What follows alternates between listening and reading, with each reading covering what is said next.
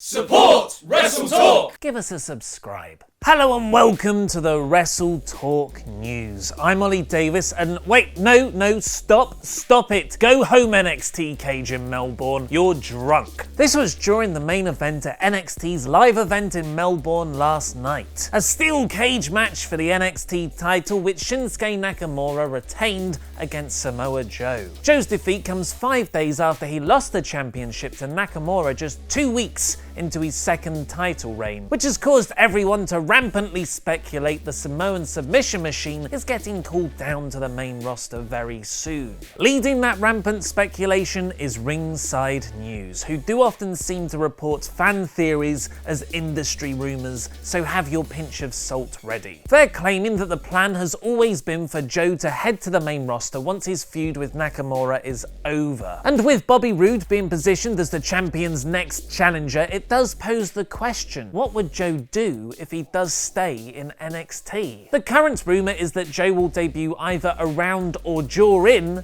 the Royal Rumble match. I haven't given much thought about how Joe should come out in the Rumble, but if Ty Dillinger does, it's gotta be as the number 10 entrant. 10.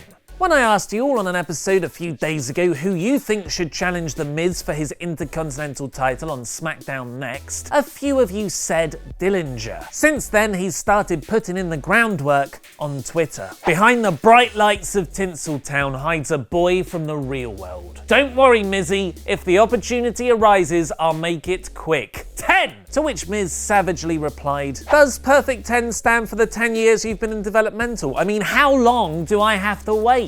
Randy Orton will soon be appearing on the USA Network television drama Shooter. And ironically, in promoting the show, he talked about a wrestling incident that a few people thought actually was a shoot. In an interview with USA Today's For the Win blog, Orton spoke about his controversial SummerSlam main event against Brock Lesnar. That was the match where Lesnar busted Orton open hard way with an elbow to the forehead, ending the match, which Chris Jericho confronted the Beast about backstage. I could have looked a little better that night, and that would have helped me a lot regardless of the finish and not hurt Brock's character at all. But the fact that you're asking me about it 3-4 months later means we created a buzz. But the fact that I had a concussion and was out for 3 weeks and wasn't able to do anything pissed me off. Orton was reportedly only told about the violent finish just hours before the match, and the angle obviously wasn't meant to be so real, with Orton confirming there that it actually gave him a concussion. As is the norm for WWE, the follow-up to the SummerSlam match with Lesnar kind of starting a feud with Shane McMahon, that getting dropped and Orton just moving on to his next program with Bray Wyatt, was very lacking. It's not surprising that Orton feels pissed off that his sacrificial lamb role never ended up meaning anything. How would you book Samoa Joe's debut on the main WWE roster? Tell me with a Funkasaurus gimmick in the comments below. I've been Ollie Davis, and that was wrestling.